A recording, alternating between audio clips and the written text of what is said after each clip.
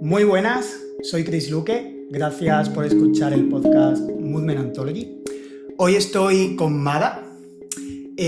Mada lleva mucho tiempo dedicándose al movimiento, empezando desde el acondicionamiento físico, la fuerza, hasta las acrobacias y el movimiento general, fusionando también sus conocimientos y su estudio con la danza. A sus 15 años empezó enseñando calistenia en un parque de Buenos Aires. También ha participado en diversos seminarios internacionales y además es co-creador, junto a su socio Agustín, de quizás el festival de parada de manos más grande del mundo, en Argentina. En su investigación se ha centrado en observar el comportamiento humano, la relación entre las personas, y siempre viendo o buscando crear espacios en los que se pueda mejorar esas relaciones con las personas. Ha explorado metodologías centradas en mejorar o enseñar de forma efectiva habilidades acrobáticas y movimiento en general. Pero últimamente, y este es el tema que vamos a tratar hoy, su enfoque principal está en transmitir una perspectiva que mejore un desarrollo integral, un desarrollo más amplio, adaptándose al contexto actual en el que vivimos hoy en día. Así que muchas gracias por estar aquí, Mada. Gracias a vos, Chris. Bienvenido. Y bueno, la primera pregunta. Vamos directos. ¿Quién es realmente Mada? Bueno, gracias, Chris. Primero, es un placer estar acá y wow, qué lindo escuchar todo eso. ¿Quién es Mada? Acá me traigo automáticamente, ya pienso en Santiago Cabo, una de las personas con las que he estudiado, y él siempre tenía esta cuestión de qué se dice a través de las palabras y qué se dice a través de las prácticas. Uh-huh. Me es un poco difícil responder quién es Mada en palabras porque veo que cambia mucho, es caótico y uno encuentra un sistema de autoconocimiento diferente y se define de maneras diferentes, pero por ahí lo más constante es, como hablábamos también con Juan Rueda hace unas semanas, el cuerpo, ¿no? ¿Qué hacemos? ¿Qué llevamos a la práctica?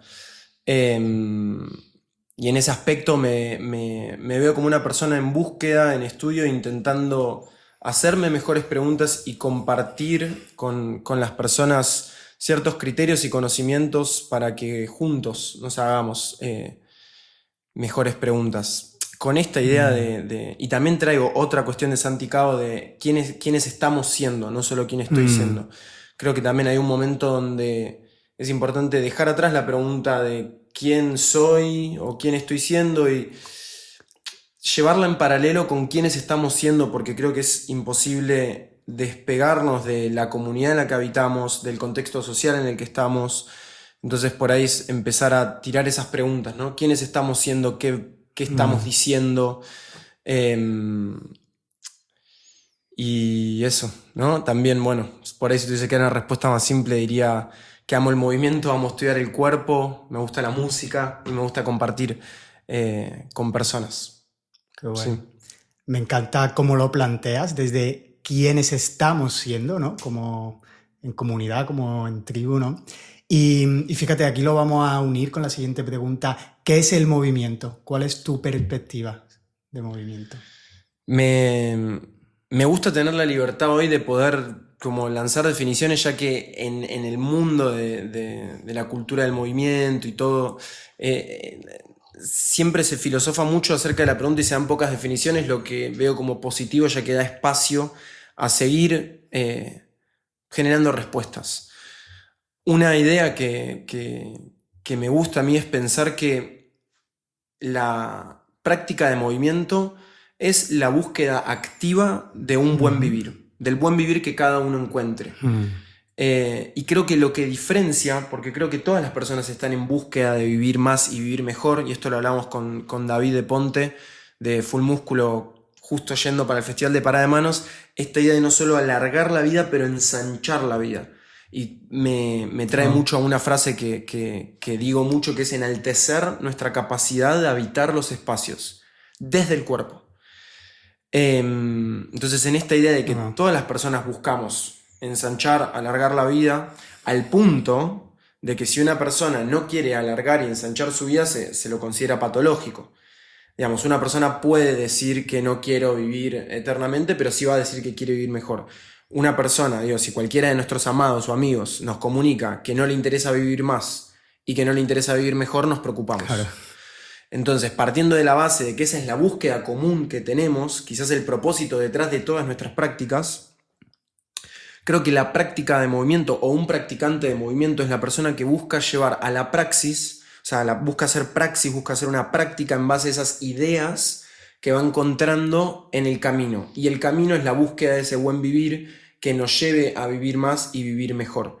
Y me gusta también esta idea de que aparece la palabra cultura mucho cuando se habla de movimiento, por esta misma idea de que para mí es, no sé si siquiera tiene sentido despegar tanto al individuo de lo comunitario, ¿no?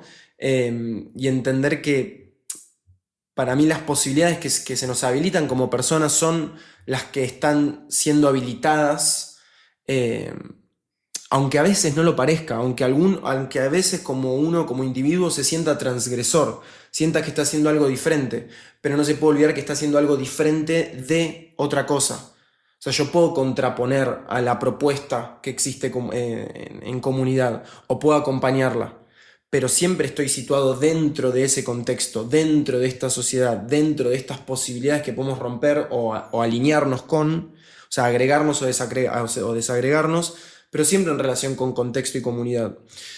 Por eso me gusta esta idea, ¿no? Que aparece en Movement Culture, y veo esta búsqueda de esta práctica que se nutre, ¿no? Nos nutrimos unos de los otros en estas búsquedas.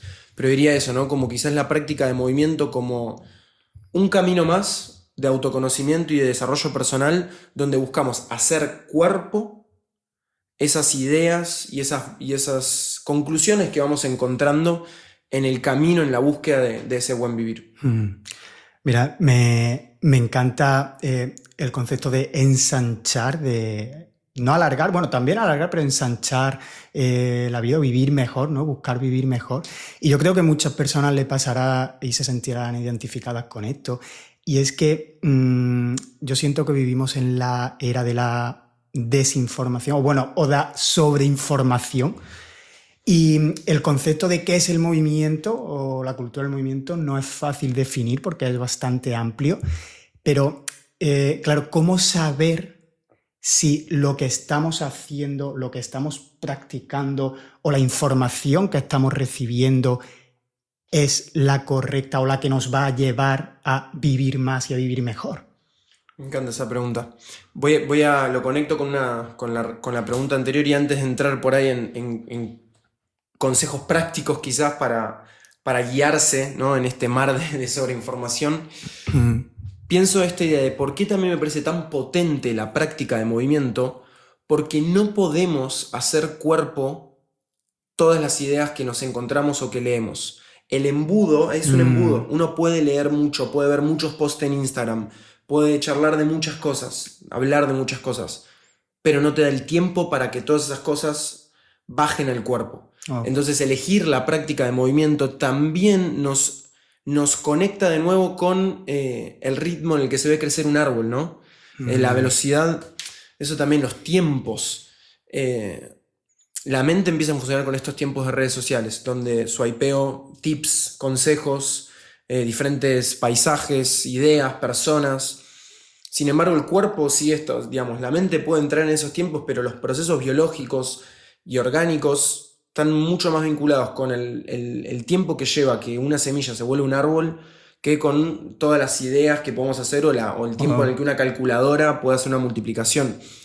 La práctica de movimiento nos acerca a esos tiempos más orgánicos, que yo creo que es una ilusión que la mente puede ir a otros tiempos. ¿Y por qué digo que es una ilusión? Porque de nuevo yo pongo el valor en qué estoy llevando a la práctica.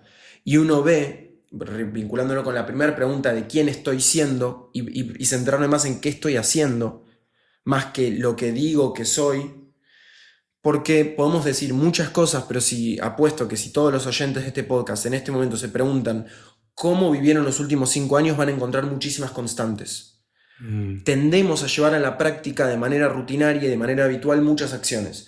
Y me parece mucho más potente ver cuáles están siendo tus hábitos y lo que haces día a día, que lo que decís que sos o que lo que crees o leíste en la astrología o en el eneagrama o donde sea que sos.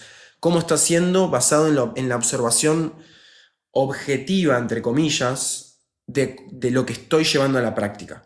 Eso como por ahí lo más interesante. Y entonces pienso, la práctica de movimiento busca que todas estas ideas que uno llega, a las que uno llega, pasarlas al cuerpo. Y eso ya automáticamente obliga a tener que bajar la velocidad porque las cosas en el cuerpo llevan otro tiempo. Uno no puede llevar al cuerpo una experiencia como lee un texto. Lees el texto y para llevarlo a la experiencia lleva tiempo, va decantando la información, hay que practicar, hay que sostener la práctica a lo largo del tiempo. Entonces ahí conecto con la primera idea de qué hacemos en esta era de sobreinformación: bajar la velocidad. Me encanta. Mucho. Sí. Y no lo digo como porque tengo experiencia en años de bajar la velocidad. Es un planteo relativamente reciente. O mejor dicho, recientemente lo estoy pudiendo llevar a la práctica. Hace años que me lo planteo, pero estoy en el remolino en el que estamos todos, todas, que no es culpa del individuo. De nuevo, no es uno empezar a latigarse, ¿por qué estoy yendo muy rápido? La autoexigencia, las redes, hay que entender que estamos siendo así. Y por eso tenerse más gentileza, más amor con uno mismo, más amabilidad, para empezar a progresivamente plantearse el vaciarse, el ir más lento, ayunar, y no solo de comida, de información, de estímulos, de la cantidad de cosas que leemos, empezar a animarnos a llevar al cuerpo de a poco todo eso a lo que accedemos. Claro que sí, bajar las revoluciones, ¿no? Bajar las revoluciones y para poder integrar todas estas ideas, toda esa información que está ahí fuera, Total. Desarrollar esa capacidad de discernir y ser más perceptivos, ¿no? ¿Qué hago con esta información que me está llegando, ¿no? Y fíjate, lo has dicho, lo de ayunar, me encanta, que hay muchos tipos de ayuno, ¿no? Podemos hacer ayuno de diferentes formas, no solo con la comida, pero fíjate, si lo llevamos a la comida o a la nutrición, yo creo que este es un ejemplo muy claro, muy evidente, con las dietas, con el ayuno intermitente, la dieta cetogénica, 1000 herramientas, 1000 métodos, 1000 formas. Pero claro, al final, ¿cómo integrar esto? ¿Cómo sabemos qué metodología o qué herramienta nos van a estar haciendo bien o no? Porque creo que se está dando un mensaje como el ayuno es bueno, pero oye, veamos a ver en qué contextos, ¿no? ¿Para quién no? Totalmente. Sí, yo creo que hay mucha violencia alrededor de cómo se comunica la nutrición. Y yo me pasé un montón de años, todo mi primer tiempo, digamos, cuando yo entré al mundo del entrenamiento, me obsesioné con el entrenamiento de fuerza y la nutrición. Y vi tantas posturas contra... O sea, yo fui vegano, no mucho tiempo todo. Vegano habré durado 9 meses, 1 año, fui vegetariano 2 años, después de ahí corté y me fui a cetogénica carnívora, empecé a ayunar a los 15 años en el colegio, imagínate, era el punto de broma de la clase, el hecho de que este adolescente de 15 años no come, y tomaba agua de mar, un personaje, me acuerdo que hasta los compañeros de colegio una vez me agarran el agua de mar, me la tiran, me cargan agua normal, está bien, ¿qué voy a hacer? O sea, una persona en la secundaria tomando agua de mar y ayunando. ¿Qué le está pasando? Sí, y creo que hay mucha violencia, en especial por cómo se ataca todo lo que se está haciendo mal, cuando en realidad por ahí... creo en primera instancia que hay ciertas premisas con las que la mayoría de personas coherentes estamos bastante de acuerdo en cuanto a la nutrición, que es disminuir el consumo de ultraprocesados, que de paso disminuir también el consumo de plásticos, de cuestiones empaquetadas. Estamos de acuerdo que picos de azúcar altos en ayunas no están buenos. Reducir la cantidad de azúcares simples, tener una dieta alta en fibra, que ahí hay más debate, pero digo, son como cuestiones que primero podríamos pensarlo más poblacionalmente y educar como ciertas bases, ciertos criterios y principios antes de salir a atacar un montón de elecciones. Si una persona quiere comer carne o no, si una persona quiere comer 2 veces al día o 3, obviamente que bueno, ya ahí sí más crítica a quien todavía dice que hay que comer cada 2 horas, pero bueno. Me parece que no la. Y ahí es un campo difícil, porque uno entra en redes y hay mucho ataque en cómo se comunican las cosas. No se piensa tanto en fomentar los criterios del individuo. Exacto. Entendiendo que la única, digamos, la salida inevitable en esta sociedad es que el individuo se haga responsable de sí mismo, porque nadie va a cuidarte, nadie nos cuida, uno tiene que aprender a cuidarse. Digamos, incluso hoy en día hasta se cayó el relato del doctor, que voy a un doctor y el doctor es este nuevo Dios que me dice cómo me tengo que cuidar.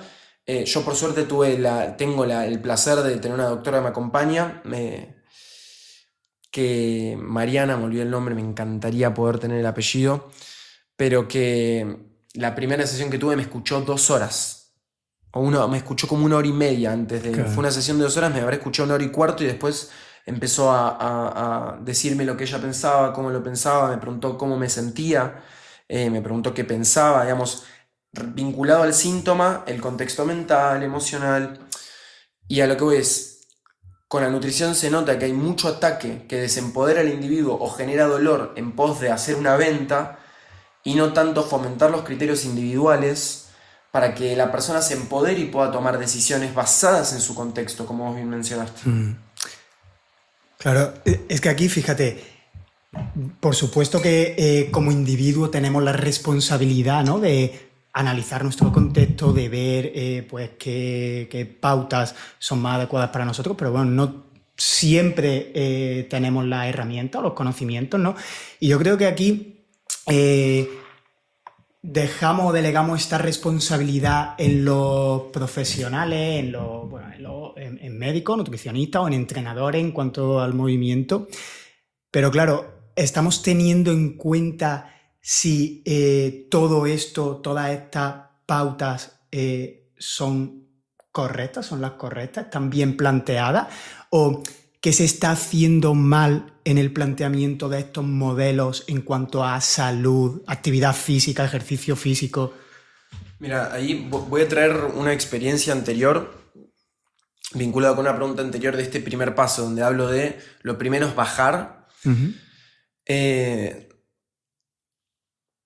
Yo creo que es necesario, y voy a insistir una vez más con este punto, hacer menos y empezar a desarrollar sensibilidad. Y en esto de hacer menos, mira, traigo una experiencia yo de... Siempre por mucho entrenamiento, mucho trabajo, mucho viaje, voy teniendo un vínculo con el estrés ahí interesante, ¿no? Digo, como ya vamos a hablar que al final me di cuenta con el tiempo que era mucho más común de lo que pensaba. Y Santi Buonpadre, él es psicólogo, tiene un máster en psiconeuroinmunoendocrinología, que es con quien hoy en día yo me estoy estudiando y formándome. Tuve el placer de tener como una sesión con él donde lo mismo, yo le conté que yo venía con un proceso de migrañas, de estrés, de cansancio. Me escuchó, me transmitió mucha tranquilidad el hecho de que no se alarmó, ¿no? Como el hecho de que con mucha tranquilidad me dijo... Me hizo entender que, bueno, esto de nuevo, no se está pasando. No a él, sino, digo, ¿no? Como... Y el consejo, aparte de decirme algo muy hermoso, que es hacer el trabajo de darme cuenta que es parte de un proceso y que no es una condición, más bien que es una condición en todo caso impermanente, ¿no? Conectar con la impermanencia. Y el gran consejo práctico, esto era marzo, el gran consejo práctico que me dio es... Medita todos los días 20 minutos y hablamos en diciembre. No tardé ni 2 semanas en sentirme mejor cuando empecé genuina, porque yo tuve idas y vueltas con la meditación, temporadas de meditar bastante, casualmente me sentía bien en esos momentos, temporadas de usar la meditación como una experiencia, ¿no? Como casi en esta búsqueda de lo psicodélico, de un día me siento a meditar 1 hora, bla. Pero cuando lo empecé a tener como una práctica diaria fue mucho más incómodo y sin embargo me hizo bajar muchísimo. Y conectando con esto que vos decís de cómo darme cuenta si está bien o mal, yo creo que el camino es yin-yang, es bidireccional, es hacia adentro y hacia afuera. Hacia adentro en el sentido de salir a estudiar, cultivar conocimientos, cultivar criterios, llevar a la práctica y en especial hacer el espacio para desarrollar sensibilidad. Y acá, esto justo te lo estaba compartiendo el otro día y me encanta esta imagen.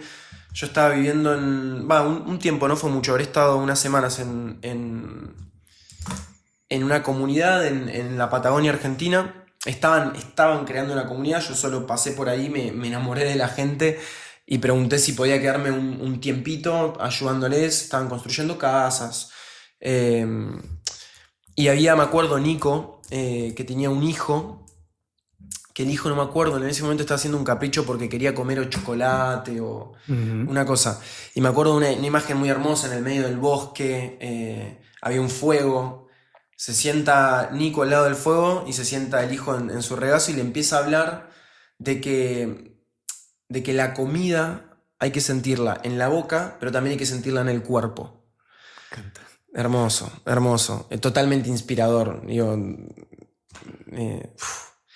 y me pareció tan potente eso. Y el hijo lo escuchaba y también, y decía, claro, y él le preguntaba, ¿no? ¿Cómo te sentís cuando comes demasiado chocolate? O sea, no, me duele la panza. Digo, bueno, ese es el sabor del cuerpo. La comida tiene 2 sabores, el sabor de la boca y el sabor del cuerpo. Desarrollar esta sensibilidad, acompañarnos en ese desarrollo, porque lo venimos hablando bastante también, cuando uno empieza a desarrollar más capacidades interoceptivas y somáticas, digamos, todo ese trabajo somático, es un montón lo que se encuentra uno adentro. Se da cuenta que hay mucho ruido en el sistema constantemente. Si uno se pone sensible, empieza a sentir muchas cosas, desde los microespasmos que tiene el cuerpo todo el tiempo, desde cómo la percepción visual, ¿no? Como lo que pasa en el ojo, más allá de lo que podemos ver, sino cuando uno puede sentir un poco el aparato que está decodificando, el pulso, ¿no? Y yo creo que es importante acompañarnos también en ese desarrollo de sensibilidad. Y como decía, ahí está el camino hacia adentro del estudio y el desarrollo de la sensibilidad, y después el camino hacia afuera. Que para mí las respuestas se encuentran a través de los otros. Se encuentran en el nosotros. Y uno, por lo general, porque lamentablemente hay contextos sociales y comunitarios muy crudos, más y más se invita al individuo a que tiene que buscar su respuesta solo, a que tiene que meditar, a que tiene... Y es natural en un contexto tan violento que empecemos a aislarnos pensando que las respuestas están solo en mí. Pero para mí es importante entender que el individuo está forjado en este contexto, que la comunidad crea individuos, que la salida que tenemos hoy es el crecimiento individual con la esperanza de reconstruir comunidades que fomenten individuos más amables, más gentiles, más sanos, más empáticos, pero la respuesta se encuentra con otros y a través de los otros. Hay que encontrar al otro correcto si se quiere, y ahí es difícil. Por eso hablamos de sensibilidad y discernimiento. Tengo que estudiar, tengo que sentir para poder después entender cómo es la resonancia con los demás, poder aprender de comunicación, cuáles son las intenciones detrás del otro, de la otra. Sin embargo, creo que es importante salir a buscar esas personas que se han dedicado a estudiar, que se han dedicado a acompañar a otras personas.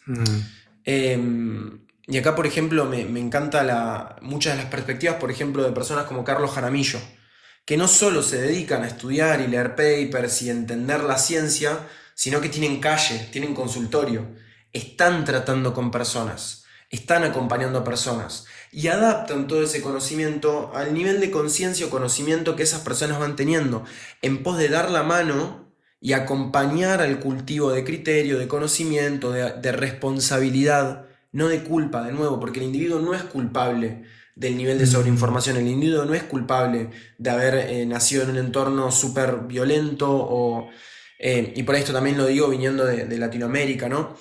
El individuo en todo caso es responsable, pero hay que despertar esa responsabilidad y hay que acompañar ese camino, ¿no? De nuevo, creo que el camino inevitable dentro de esta sociedad es la responsabilidad y el desarrollo individual, pero esta se nutre de individuos que eligen estar al servicio y acompañando esos procesos de cultivo individual.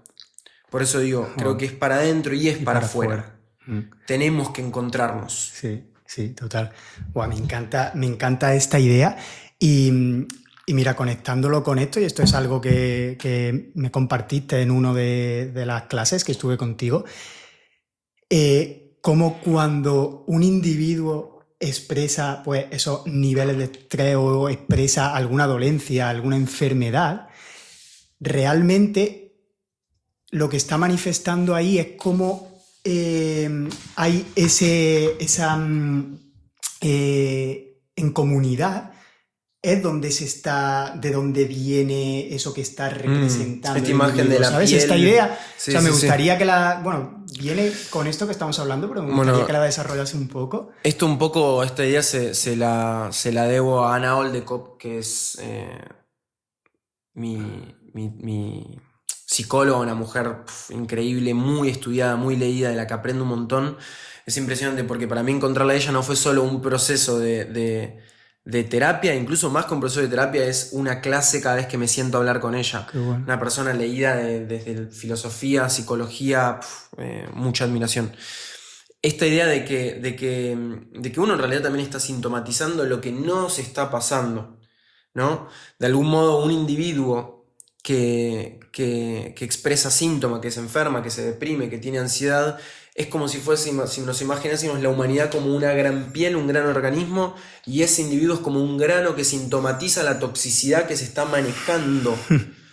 Y es importante ser consciente de esto, porque después cae todo sobre yo que no tengo disciplina, que no lo logro, que me deprimo, que me pasan estas cosas, y empezar a ver que no se están pasando estas cosas, que el consumo, y esto lo hablaba Santi Padre, el consumo de antidepresivos está subiendo, del mismo modo que está subiendo la cantidad de personas con problemas de salud mental.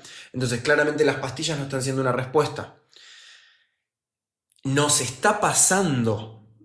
Ahí está bueno preguntarnos por qué nos está pasando, pero sí correrse de ese lugar de esto es lo que sufro yo o esto es culpa mía. Y en todo caso decir, ok, soy responsable o elijo ser responsable de empujar este carro comunitario a un mejor lugar, porque entiendo que es imposible, desde el lugar incluso más egoísta, es imposible despegarme de acá. Claro. Incluso si te vas a vivir a la montaña, vas a vivir resentido porque te fuiste de esa sociedad que no sé qué, no hay escapatoria a esto, no tiene sentido que haya escapatoria. Hay un video de Kurzgesagt, me cuesta siempre pronunciar, en YouTube se encuentra como Kurzgesagt in a nutshell, que habla sobre la soledad, cómo nos enferma la soledad. Es impresionante todos los procesos que nos pasan a nivel fisiológico y cómo progresivamente nos enfermamos estando solos, estando solas. Ni hablar de esta cuestión de que de repente se considera como que se puso muy viral esto de que se ve la salud del corazón, la salud de los pulmones para determinar la longevidad de una persona y el ancho de sus muslos.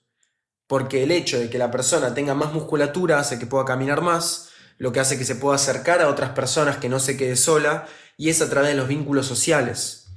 Y para complementar esto más aún, el estudio más largo hecho sobre el humano, creo que es de Harvard, donde determinaban qué factores promueven longevidad y generan felicidad como autopercibida, quién se percibe feliz, ¿no? Que en definitiva la felicidad siempre es lo que yo percibo. Uh-huh. Las personas que se consideraban más felices casualmente eran las más longevas, casualmente eran las personas que tenían mejores vínculos sociales. Fíjate. Entonces, es importante, es importante agarrar toda esta información y decir, ah, ok, acá hay algo. Claramente acá hay algo. Em, y conectándolo un poco con esta idea, ¿no? De que el individuo que se enferma está sintomatizando lo que nos está pasando. Para mí es importante tener esa imagen clara. Es como si si la humanidad fuese una piel y el que se enferma es como un grano que aparece por la toxicidad de ese mismo sistema. Claro, mira, fíjate, esto, hablando de lo de fuera, ¿no? Pero ahora si lo llevamos al individuo y si observamos un poco a nivel individual el estrés que sufre una persona en la sociedad o en el estilo de vida que llevamos hoy en día. Hay aquí una idea que hemos estado compartiendo estos días también y viene también de lo que hemos estado hablando antes, de los mensajes que se dan en nutrición o en cualquier aspecto como mensajes concretos, y pasa mucho también con la respiración, con la agua fría, con todos estos procesos horméticos, ¿no? Es como están bien y por supuesto que van a ser beneficiosos para muchas personas, pero cuidado, o sea, analicemos el contexto, porque quizá para una persona que ya de base tiene unos niveles de estrés muy elevados, no sabemos si le va a beneficiar o le está perjudicando. Totalmente. ¿No? Entonces me gustaría como que desarrollases esta idea un poco. Sí, totalmente. Y esto también, acá mucho crédito a todo el estudio que estoy haciendo con Santiago Bonpadre. Es importante, digo, esto que vos dijiste, ¿no? Una persona que ya viene con estrés crónico, no sabemos si le hace bien estos picos de estrés agudos, porque en realidad este concepto de los procesos herméticos tiene que ver con que vamos a generar adaptación a picos agudos de estrés. Es decir, yo hago una hiperventilación, me pongo el agua fría o genero algún tipo de pico agudo de estrés, y eso es sano porque genera como esos picos que entrenan al sistema para regularse. Ahora, el problema es que cuando una persona está crónicamente estresada, con niveles de cortisol elevados crónicamente, el sistema no es tan capaz de autorregularse. Entonces, ante los picos agudos de estrés, ya se dejan de ver como un pico y se ven como una subida rápida y una bajada lenta. Que esto sigue aumentando los niveles crónicos de estrés. O sea, el cuerpo pierde la capacidad de autorregularse. Y las hiperventilaciones como las que plantea Wim Hof o las exposiciones al agua fría dejan de ser sanas y dejan de generarnos adaptación. Por el contrario, al sistema desregulado lo empujan y lo desregulan más. Y esto es especialmente potente cuando uno entiende que o más que, mejor dicho, que entiende, aprende que entre el 72 y el 77% de las personas en el mundo están muriendo por enfermedades crónicas no transmisibles. Factor común en todos estos cuadros es el estrés. Y que la mayoría de las personas, por ejemplo, hay un estudio que se hizo en México, que el 73% de las personas se diagnosticaron, si se quiere, o sea, en una encuesta con altos niveles de estrés. Obviamente, esto en países de Latinoamérica es un poco más alto que en países europeos. Sin embargo, es importante, y esto también entra en el rol de responsabilidad como guía, quien guía una práctica, quien es maestro, quien elija acompañar procesos. Hay que entender, que nosotros trabajamos con el tiempo libre de las personas. Y esto conectado con esta idea de culpa y disciplina. ¿Cuántos de mis estudiantes de mentorship vienen con la idea de que no llego a hacer entrenamiento, no tengo disciplina? Yo los llamo y le digo, ¿cuántas horas trabajas? 8, claro. Todos los días. ¿Pagás impuestos? Sí. ¿Tenés que pagar alquiler? Si querés pagar impuestos, no. ¿Te encanta tu trabajo? No. ¿Qué tal con el alquiler? No, está carísimo. Eso es disciplina. Estás todos los días haciendo cosas que no querés para sostener un estilo de vida en una sociedad que no elegiste nada de esto y lo estás sosteniendo. Entonces, eso ya es disciplina. Hay que ver con un poco más de amor los procesos. Más gentileza, amabilidad, frenar un poco, darse cuenta que esta persona ya está dedicando mucho de su energía vital a cosas que no quiere para después ponerla a entrenar fuerza, que es otra práctica estresora. Podríamos dividir las prácticas en pro regenerativas, que facilitan una activación parasimpática, que es lo que enseña Santi Padre, o proexcitatorias, que fomentan una respuesta simpática, o sea, una respuesta de estrés. El entrenamiento de fuerza es estresor. Ajá. Y después ves personas que trabajan todo el día en la oficina con luz blanca, ¿no? Que bueno, durante el día no es problema, pero después en el gimnasio a las 7, 8 de la noche, abajo de esa luz de criadero de pollo, a elevar las pulsaciones, a entrenar fuerza. Yo era parte de todo esto. Yo fomentaba esto, yo entrenaba así. Después me pegué contra una pared, empecé a estudiar, encontré a Santi, encontré a otras personas que también me acompañaron un montón y digo, wow, ok. Estamos echando estrés encima de personas estresadas, esperando que generen una adaptación para aguantar tanto nivel de estrés. Y al mismo tiempo, recordemos, más personas crónicamente estresadas, los hábitos que tenemos, exponernos a luz azul fuera, digamos, a la luz de las casas, fuera del horario en donde cae el sol y rompe el ritmo circadiano, es estresor. Consumimos ultraprocesados, consumimos un montón de microplásticos que todavía no sabemos lo que eso implica, pero sin embargo ya podemos hacernos una idea que eso también es estresor. La cantidad de vínculos sociales que tenemos por las redes sociales también le pesa al cuerpo. ¿Quién no está pensando, no le mandó un mensaje a tal, no le respondí, no? Constantemente esas cosas que nos van cargando con exigencia y estrés, y después pretendemos que una persona hiperventile todos los días para generar adaptación a qué. Es ridículo. Claro, es genuinamente ridículo. Claro, pero es que fíjate, y yo la problemática más grande que veo aquí es que quizá hay personas que lo primero no saben o no pueden reconocer sus niveles de estrés hasta que ya no es realmente evidente y se somatiza ya a niveles mucho más elevados. Y luego, claro, una persona que no reconoce los niveles de estrés y además está haciendo prácticas, entrenamiento de fuerza o respiración, hiperventilaciones, que lo que le están es como generando más estrés, pero creen que eso le está beneficiando a estar mejor. Es como, ostras, modular esto... Total. Ahí déjame meter un bocado. Una de las cosas que habla siempre Santi es que justamente estas prácticas estresoras también segregan endorfinas y adrenalina. Él dice, la endorfina es como la heroína y la adrenalina es como la cocaína. Entonces la persona termina de entrenar fuerza y se siente mejor, se siente, ¿no? Como en... el problema es la caída después de todo eso. Claro. La incapacidad de estar en quietud, la incapacidad de estar tranquilo. Claro. Qué bueno, es que, fíjate, entonces, mira, me gustaría que pudiésemos dar algunas herramientas como que sí que consigan hacer el efecto este justo contrario, activar más el parasimpático, como bajar las revoluciones, que por ejemplo hemos hablado antes de la meditación, que para mí la meditación o sentarme, yo lo llamo sentarme, no lo llamo ni meditación, porque lo considero simplemente, me voy a sentar por la mañana a bloquear todos esos estímulos externos, a respirar y a ver qué está pasando en mi mente.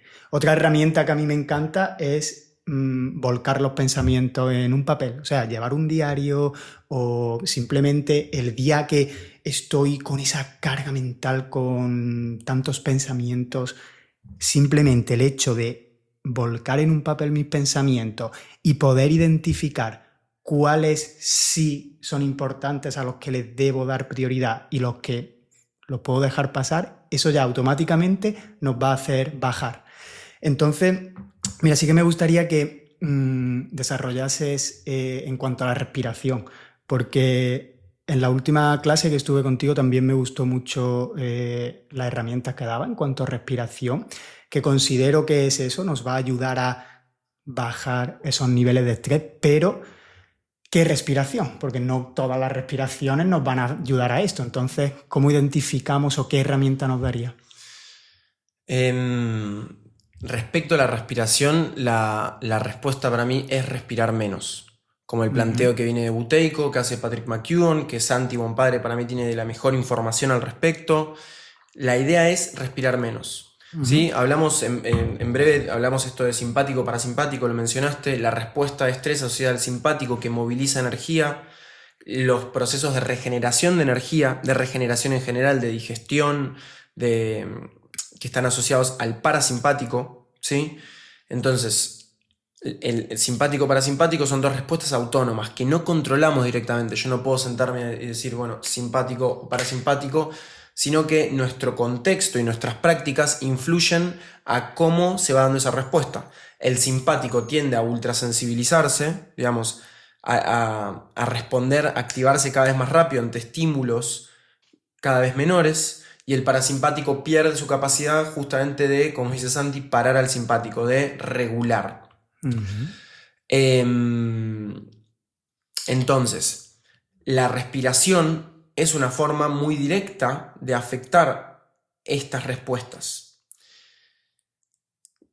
Wim Hof, por ejemplo, plantea las hiperventilaciones, que genera una respuesta simpática, que, por ejemplo, en la respuesta simpática hay segregación de adrenalina y de cortisol. Por eso no es ninguna noticia que de repente en los estudios de Wim Hof, creo que son 8 estudios o 9 que tiene, son 7 sobre él y 1 con un grupo, ese grupo son 12, o sea, no hay información contundente ahí. El hecho de que, lo hablamos con Santi también, que una persona respire una hiperventilación y pueda regular una respuesta inflamatoria. El estudio básicamente se le puso una endotoxina a 12 participantes y mostraron que la respuesta de inflamación fue baja.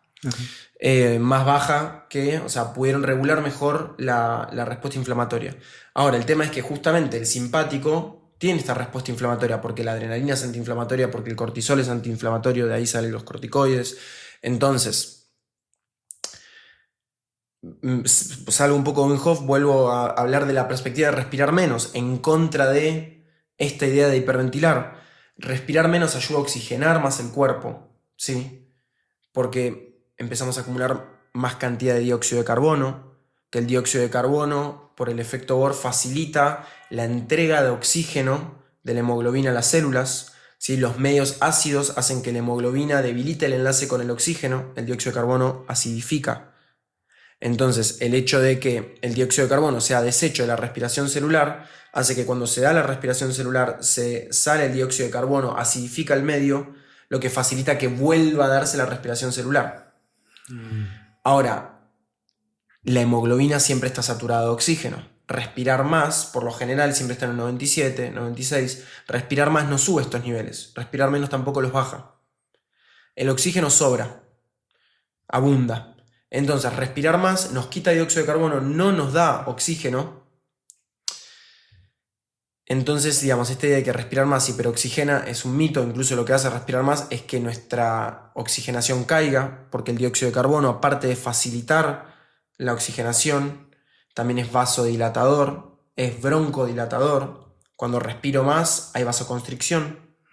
Por eso la tetania y esa sensación de vibración en las manos. Ahí está el cuerpo generando vasoconstricción para concentrar la sangre en los órganos vitales. Está bien que puede ser poderoso a nivel experiencia, pero no es necesariamente sano. Incluso podríamos decir que no es sano. Claro. Respirar menos va a mejorar la oxigenación, va a mejorar la circulación, va a ser broncodilatador. Y aparte también el dióxido de carbono es sedante de la actividad neuronal. Entonces regula en realidad la cantidad de ruido que hay a nivel nervioso. Entonces respirar menos está asociado con una respuesta parasimpática, ¿sí? Ahora, hay algo más detrás de esta idea de respirar menos que a mí me gusta y la llevo mucho a la práctica y lo enseño tanto en nuestro grupo de mentoría como en las clases, que es todo lo que por añadidura le metemos a nivel simbólico a la respiración también. Que esto es un poco lo que hablamos antes, de la práctica de movimiento es un lugar de desarrollo personal que nos permite también generar herramientas para simbolizar y nos permite generar metáfora, ¿sí? Digo, esto se ve mucho en Fighting Monkeys y incluso cuando hablamos del handstand, que en un ratito podemos hablar, uno en escenarios de movimiento empieza a sacar ciertas conclusiones que extrapola a la vida. Y en esta idea de respirar menos, yo conecto con la idea de amabilidad, de mesura, de gentileza, de ir más lento. Si mi premisa es respirar por la nariz y respirar menos y respirar más calmo, mi acción va a tener que ser más calma. Voy a tener que darme más el tiempo. Voy a tener que bajar la cantidad de estímulo para poder respetar esa idea de respirar menos, lo que va a llevarme a estar más en estados de calma, a disparar menos la respuesta de estrés, a ir más lento. Progresivamente esto me va a llevar a acercarme más a otros, por esta idea que hablamos, ¿no? Uno está hiperexcitado, en búsqueda de sus objetivos, con ganas de lograr y autorrealizarse. Empieza a ir rápido, a preocuparse demasiado por lograr sus objetivos y por mantenerlos. Empieza a darle miedo, perder, ¿no? Empieza a generar más esta respuesta de estrés donde yo estoy como una máquina yendo a lo que quiero y no lo quiero perder. Eso obviamente va a hacer que yo esté más preocupado por mi bienestar que por los demás. Entonces no tengo tiempo, espacio para cultivar la empatía y mis vínculos. Eso me va a llevar a estar más solo, lo que paradójicamente va a hacer que sea más difícil conseguir mis objetivos por todo esto que ya venimos hablando. Entonces esta idea de respirar menos, de respirar más tranquilo, no solo tiene todos estos impactos a nivel fisiológicos y biológicos, sino que también si uno lo cultiva como idea, como práctica de vida, nos lleva a ir más lento, a ir más suave. Que obviamente esto, agrego una cosa, no significa no entrenar fuerza, no ir... No, a mí yo hago sprints, hago flexiones en vertical, me gusta ser fuerte, me encanta, hago jiu-jitsu, me encanta estar en esa parte activa.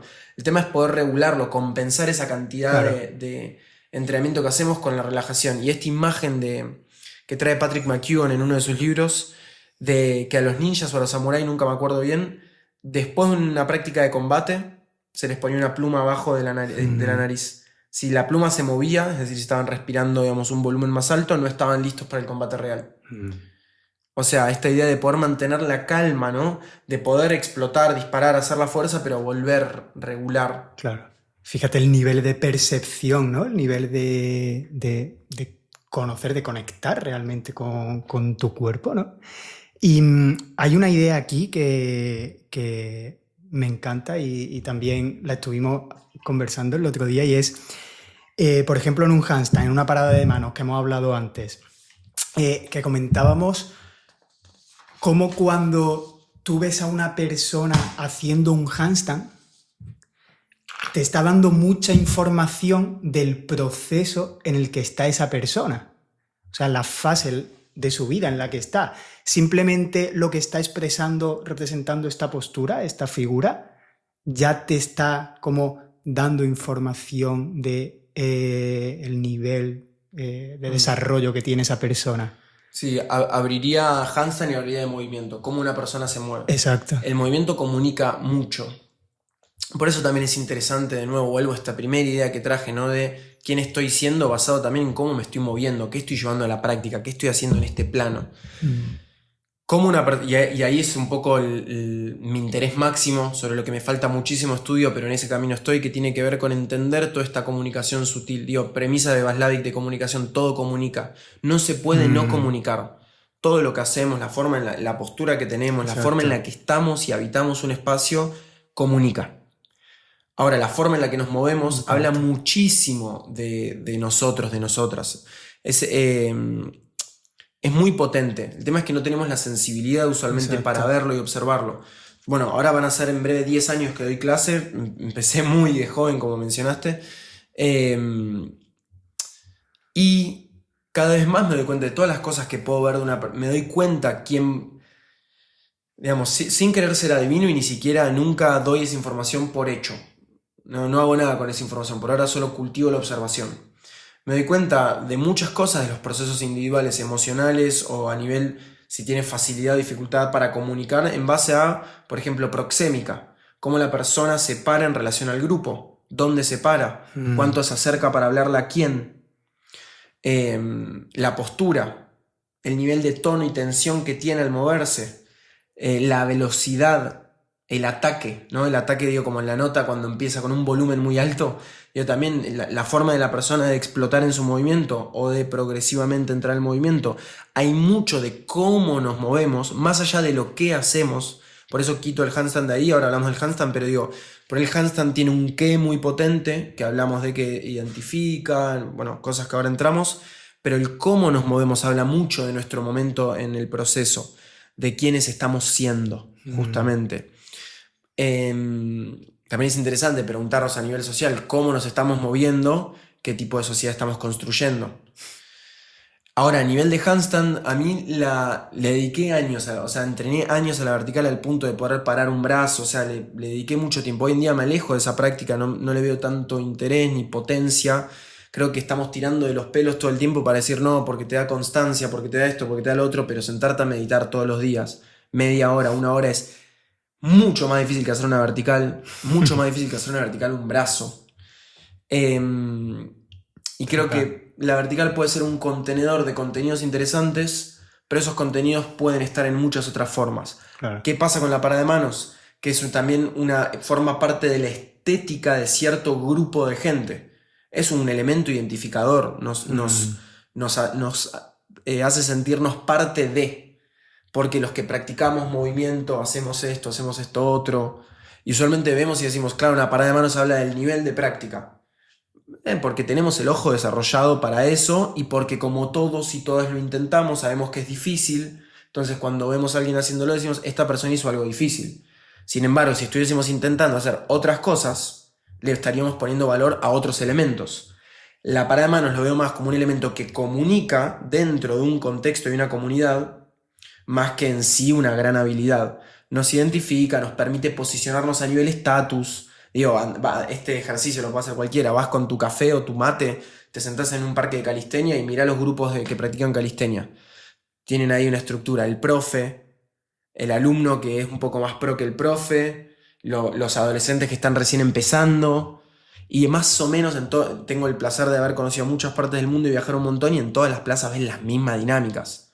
Qué bueno. Y ves un montón de estatus en el que hace la parada de manos, el que hace el muscle up.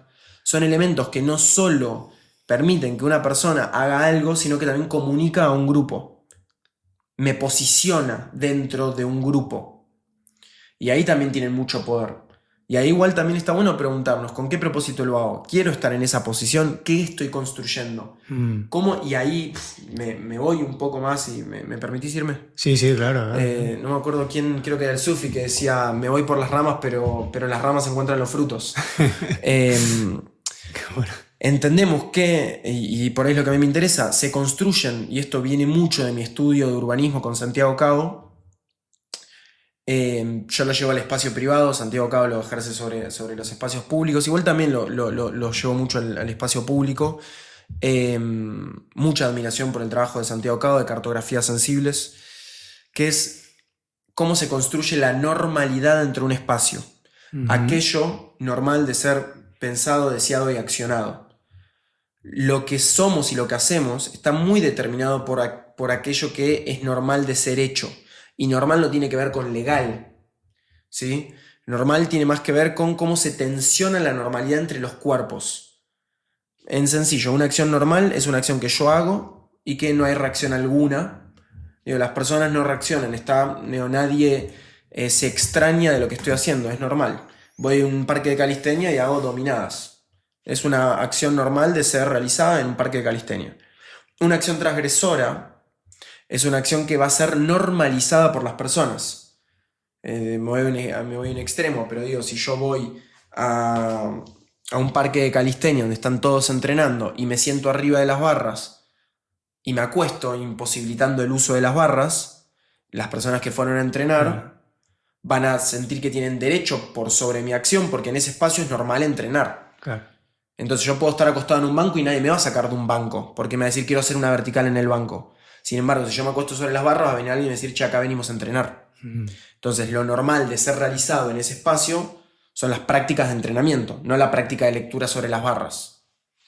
Entonces, se van creando y tensionando normalidades en los diferentes espacios de práctica. Por eso también me encanta, y esto es algo que me encanta reflexionar también con nuestros estudiantes, de cómo se construyen las normalidades en las diferentes prácticas de movimiento. ¿Qué es normal de ser deseado, pensado y accionado en una práctica de yoga o en el acroyoga? El acroyoga es un lugar hermoso. El acroyoga genera espacios de una comunicación muy sincera, de mucha conexión entre las personas.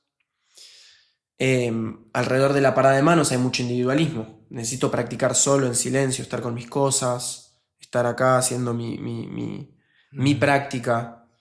En los parques de calistenia son normales otro tipo de actitudes, otro tipo de formas de pensar, desear y accionar.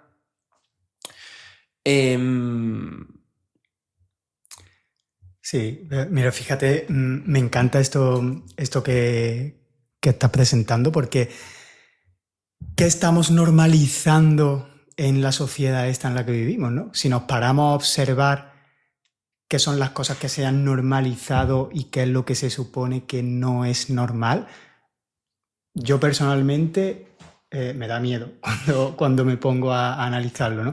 Y mira, esto lo quiero unir con una idea que es el movimiento y la quietud. Como la diferencia entre movimiento y quietud. Por ejemplo, lo que hablábamos del handstand. Cuando tú ves a una persona haciendo un handstand, pues ya sabes que bueno, ahí tiene un trabajo, hay un trabajo detrás. Pero en cambio, fíjate, por ejemplo, con una postura de standing. El Shanshuan, las posiciones, es una posición en la que estás en bipedestación, estás de pie. Imagínate aguantar ahí 30, bueno, aguantar o estar ahí 30 minutos en una posición completamente estática, en la que no te mueve lo más mínimo. Y mira, uniéndolo con lo que decías de esto no es normal, se supone que no es normal. Imagínate en la sociedad que estamos, que te vas al centro de Barcelona, ¿no? Y te pones o te paras ahí. Eso realmente no es normal. Y lo que te quería transmitir aquí es esta diferencia entre movimiento y quietud. ¿Cómo modulamos? Porque normalmente siempre tendemos a el movimiento, pero como encontrar ese o conectar con esa quietud. ¿Cómo conectamos con esa quietud? Me gusta, es interesante. Hay algo que volviendo a esto de la normalidad que se construye en los espacios, yo creo que es difícil quedarnos quietos y quietas, y cuando meditamos nos encontramos con un montón cuando estamos tan acostumbradas al movimiento, lo que hablamos esta mañana, te sentás a meditar y morís de ansiedad por todo lo que tenés que hacer para darte cuenta con el tiempo que ese tiempo de quietud en realidad nunca interfirió. O sea, nunca no llegaste a hacer lo que tenías que hacer por 20 minutos de quedarte sentado o sentada. E incluso muchas de las cosas que creemos que tenemos que hacer no son relevantes. Porque cuánta gente se pasa todos los días, pensando que no llega a hacer lo que se propuso, y sin embargo pasan los años y siguen estando vivas, siguen comiendo, siguen teniendo su familia. Entonces, ¿cuánto de lo que nos planteamos en realidad no es relevante? Creo que la quietud tiene una potencia enorme para abrirnos los ojos a todo eso y bajar la carga que ejercemos sobre nosotros, sobre nosotras. En la práctica de movimiento me parece súper poderoso también por el desarrollo de voluntad que hay detrás. Y acá lo que un poco lo que hablaste sentado acá con Juan, ¿no? Me parece muy lindo lo que plantea Juan del desarrollo de ese fuego interior, de ese deseo, de esa voluntad, y lo viví muy en carne propia cuando justamente con vos hicimos el ejercicio del standing en el Magu, en horse stance, esta sentadilla con piernas abiertas, donde no fue mucho tiempo que estuvimos, creo que fueron 7 minutos. 5 o 7 minutos, sí. Y ya ahí hay el cultivo de un fuego interior, de una decisión de quedarme acá. De tomar una decisión. Para mí eso es muy poderoso, muy poderoso. Y creo que la práctica de quietud en mí, y no hablo de meditación, hablo de quietud, y me gusta esto que decís de sentarse y no meditar, porque meditar tiene mucha carga detrás, pero simplemente la práctica de quietud fomenta muchísimo para mí esta idea de tomar una decisión.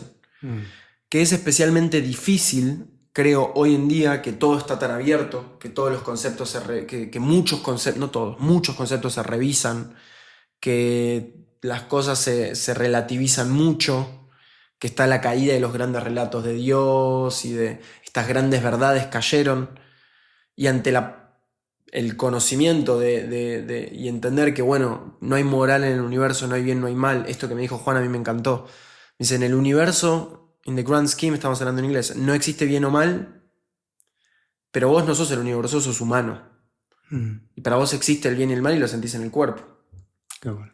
Y ahí hay algo de una toma de decisión. Está bien, el concepto puede estar súper abierto. No, la vida no tiene sentido. ¿Cuál es el sentido? Está bueno preguntarse estas cosas, pero para mí uno pierde mucho tiempo en preguntarse corrijo, yo he perdido mucho tiempo en preguntarme todas estas cosas en vez de tomar simplemente una decisión y hacerlo y encontrar y contrastar hipótesis con vida, con práctica y encontrarme con la vida, no con el desarrollo, el pensamiento. Quizás ni tiene sentido hacernos estas preguntas. Nos quita mucho tiempo, se vuelve muy individualista todo para darnos cuenta con el tiempo que lo importante eran mis amigos, las personas que amo, las personas que tengo cerca. Entonces creo que hay algo en la quietud del poder de tomar decisiones. Me voy a quedar 20 minutos acá, me voy a quedar 1 hora acá, me voy a quedar 10 minutos en esta posición. Total. Y no lo rompo. Y es incómodo, y es feo, y tengo todas las razones posibles, habidas y por haber, lógicas de por qué ya puedo irme. Dije 10 minutos, pasaron 5, pero ya está. Total. Sin embargo, me quedo hasta los 10 minutos. Y es el cultivo de esa capacidad de decisión y de sostener la práctica, la que sea, a lo largo del tiempo. Sí, y ahí es donde está el desarrollo. Mada, no quiero alargarme más, quiero ser respetuoso con el tiempo. De verdad que mira, todas estas ideas, o sea, gracias por traer todas estas ideas. Lo que sí me gustaría es saber cómo poder seguir explorando estas ideas, cómo poder estudiar contigo, cómo poder compartir todas estas ideas contigo, que nos explicase un poco cómo lo estáis haciendo ahora. Más allá de eventos presenciales que vamos realizando, un espacio que cultivamos siempre con cabeza y corazón es nuestro espacio de mentoría, donde educamos sobre respiración, respuesta a estrés, sobre entrenamiento de fuerza, desarrollo de movilidad, flexibilidad, y también compartimos toda nuestra metodología y nuestros desarrollos sobre la pedagogía acrobática, la parada de manos. Siempre digo, la parada de manos, procesos eficientes para que lo logres y te lo olvides. Pero está bien, cumplí tu deseo, perseguí tu pasión, pero lograrla lo más rápido que puedas. No estés 5 años queriendo aprender a parar. Aprendé la mejor forma, sacala y ya está, a otra cosa. Qué bueno. Pero eso, nuestro espacio de mentoría, que constantemente estamos tomando estudiantes, por momentos abrimos cupos, cerramos, pero digo, no tiene una fecha de comienzo, sino que tomamos estudiantes y acompañamos el proceso de manera individualizada. Y también toda la comunidad vamos haciendo clases todas las semanas, compartiendo información y juntándonos también virtualmente y presencialmente cuando tenemos la chance con los estudiantes que son de todas partes del mundo, desde estudiantes de Argentina, Venezuela, España, México, gente en Australia, diversas partes de Europa, que estamos ahí semana a semana practicando, estudiando, haciéndonos preguntas y llevando ahí, ¿no? Del debate, de la idea, a la práctica, a ponerle el cuerpo a todas estas ideas, justamente al cultivo de la práctica de movimiento. Qué bueno. Pues Mada, de verdad que bueno, nos deja a mí personalmente un montón de ideas que desarrollar, que seguir explorando, investigando. Súper agradecido, muchísimas gracias por estar aquí y nada, Gracias, hasta la próxima. gracias a vos, tío. Chris. Muchísimas gracias. Muchas gracias. Muchas gracias.